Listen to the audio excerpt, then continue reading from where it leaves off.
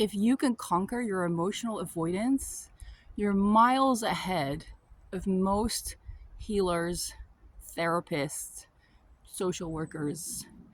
This is one of the biggest problems, one of the most shocking things I've come across since I've been a coach for highly sensitive people and empaths, is seeing how many people there are out there who will tell their clients that certain emotions are wrong and not allowed, or they tell their clients to feel their feelings, and then the client doesn't know how, and the therapist or healer or coach or social worker doesn't know how either, doesn't have a step-by-step process to guide them through. So they just say, oh, just feel your feelings, and the client goes away like, I don't know how that works or what to do.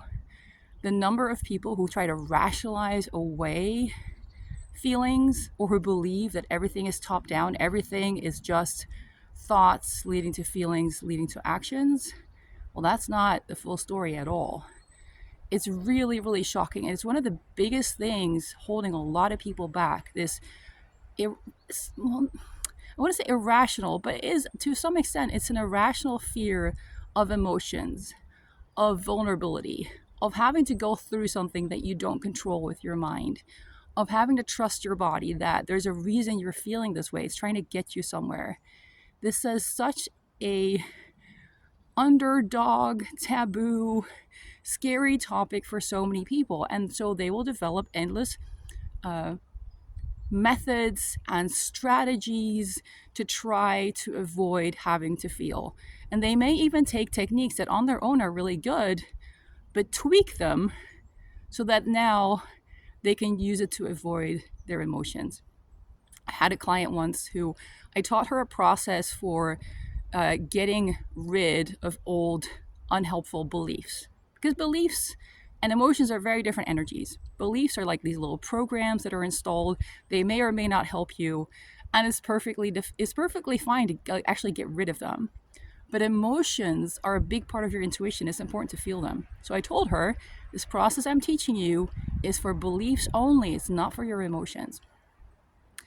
And then I was emailing back and forth with her throughout the work we were doing, and then she was saying some things, and I was like, wait a minute, are you trying to use the process I taught you for getting rid of your emotions? And she's like, oh, was I not supposed to? And I was like, no. I was like, maybe I wasn't clear. I thought maybe I just need to explain this better. And then she was like, oh no, I remember now. You were very clear. You were very explicit about not using this process for your emotions.